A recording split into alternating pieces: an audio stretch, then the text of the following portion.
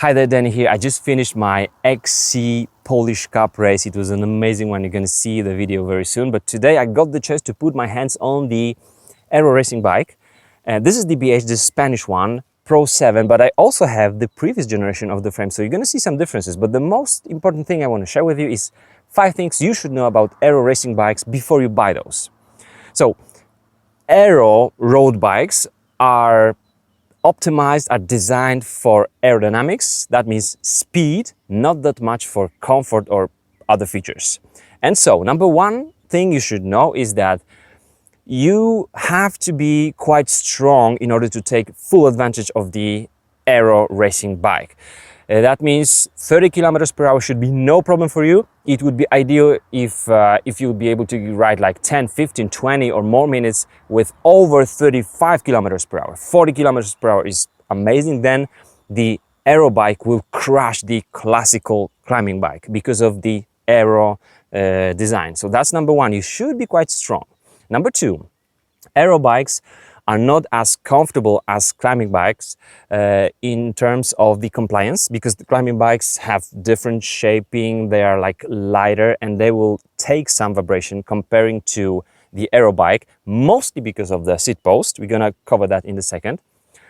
The third thing is also that the classical climbing bike with a deep section rim wheels like these ones, very nice ones, can be more aerodynamic than the AERO bike with some 25 or 30 millimeters deep rims. That means if you buy an AERO bike with some like budget wheels which are not really deep and AERO, it's not going to be that AERO, because wheels are super important on the bike for the aerodynamics. It's good to know. Number four, there are two approaches of the manufacturers in designing the AERO bikes. Number one, everything optimized for speed. That means the bike will slice through the air, but also it will put you in this super aggressive aerodynamic position. And second approach is that they try to make the bike as aero as possible, but they try also to put you in as comfy position as possible. That means you're gonna be able to ride longer, produce more power, and that's the approach I like. And more manufacturers now are focusing also on that. Because if you're not able to ride in the drops for a long time, you don't need an AERO bike, because then there's no gains. So my advice is search for these bikes you're gonna be feeling more comfortable with. Okay, and then the last thing is that the AERO racing bike can do very well for triathlonists. Most of us, amateur, almost like half pro, triathlonists don't need super 100% triathlon bike, but the AERO racing bike with the AERO bars or AERO extension could do very well on the triathlons.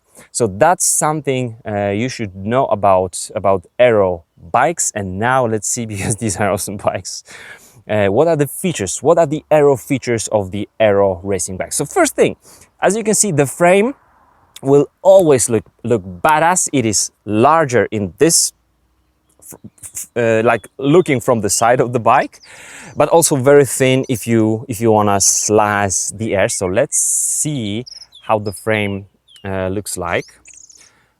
All right. So here the frame is very thin. Here it is very thick. That's the best setup for the AERO. And here I have the previous generation frame. So let's compare some of the features and you will see the direction that manufacturers take. This fork, the orange one, black orange, is the older version. And you might see it's not as thick as this one here, especially here, just by the wheel axle. This one is thinner. And in the wind tunnel, it happens to be more AERO if you have like longer. It's more like a knife looking design. The fork is somehow integrated, always somehow integrated with the main tube or down tube of the frame, so that there will be less drag here, because you don't want to have drag just after the wind hits your head tube. these are the turbulences that actually slow down as a cyclist. Internal cable routing is also on the climbing bikes, but this is good for aerodynamics. And then a significant difference we can see now on the modern aero bikes comparing to the previous ones is that the tubes, so let me show you here, like here, are no longer round as you can see here. This one looks like a teardrop, like water drop here. So this edge here, there's no edge.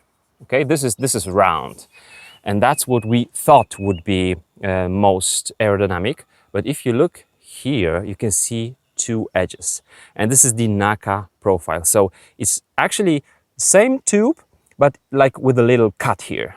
Okay, so we have one edge here, one edge here, and this happens to be more aero, and it's good because also this little surface here makes the frame more stiffer laterally. So that's important. Now, the aero bikes will often have the integrated seat tube for better aerodynamics, as you can see, and these are not round, but on the newer one, you can see this little feature here. These become even thicker.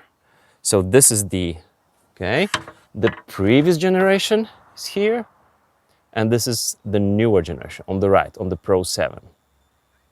Okay, and that's why I'm telling you that the road bikes are not that comfy, because if you look at the seat post, which also have two edges here, so NACA profile also on the seat post, on the seat tube here, this seat post will not flex. That means not so much compliance. It is carbon, it's nice, but it won't flex. So if you have a climbing bike which will have, let's say, 25.4 diameter of the seat tube, it will be super comfy comparing to this one here, and it's good to know. Otherwise, on the aero bikes, almost everything will be hidden. So very often this brake here would be hidden under the bottom bracket. Somehow the BH decided to have it just like that. Hello, little one. And then we also have this nice cut-looking design on the seat tube, so that the wheel will be as close to the frame as possible. So once more, less drag. So this seat tube with these wheels, deep wheels, will be very, very aerodynamic. So that's an amazing design, and it looks badass. If we look at the chainstays, you can also see that they are bent inwards, so we can have as much of the frame hidden behind the bottom bracket. So we produce some drag right here, and since we already have the drag, it's good to have this part hidden. But once more, if this chainstay, these tubes would be thinner, they would take some vibration, otherwise it is not really compliant. So that's something good to know. And then the most important question: would I buy an aero bike, and when? Sure, I would. And when? If I didn't have to deal with really bad tarmac, really bad roads, I would always go for a road bike with quite comfy position because of its look. I'm always riding the bikes which look I love. And this is something that really looks badass. If I want to go really fast, just put the aero extension. I'm loving it on the bikes, and the bike will be very, very fast.